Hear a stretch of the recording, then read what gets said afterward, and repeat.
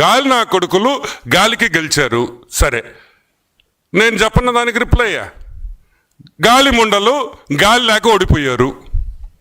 గాలి ముండలు గాలి లేక ఓడిపోయారు. బాగుందా? అవసరమా మనకే?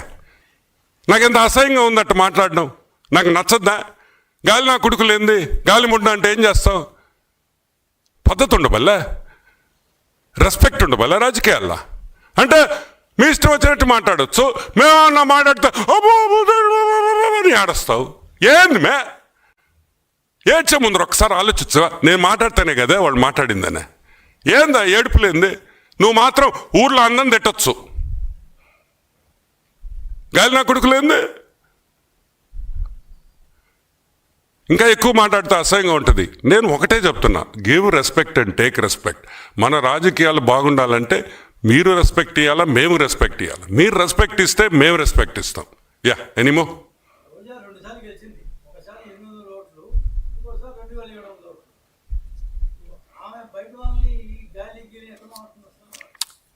పాపం లాస్ట్ టైం రోజక్క గెలవడం అంటే అది మనం చేసిన తప్పే. వాస్తవంగా ఆ రోజు అదేదో చిన్న డిస్ప్యూట్ వల్ల ఆమె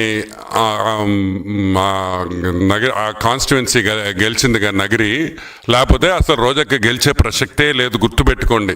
అది ఫ్రస్ట్రేషన్. ఒక ఫ్రస్ట్రేషన్ ఏంటంటే, ఏందిరా ఇంత లిక్కర్ స్కామ్లో ఇన్ని నోట్లు పడుతున్నాయి, ఆ నోట్లు మాకేమో సరిగ్గా రాలేదే, మా షేర్ రాలేదని బాధపడేవాళ్ళు తప్పితే, ఈరోజు నేను ఒకటే చెప్తున్నా, ఒకరిని నగరిలో మా MLA Bhanu, he's from a very renowned family.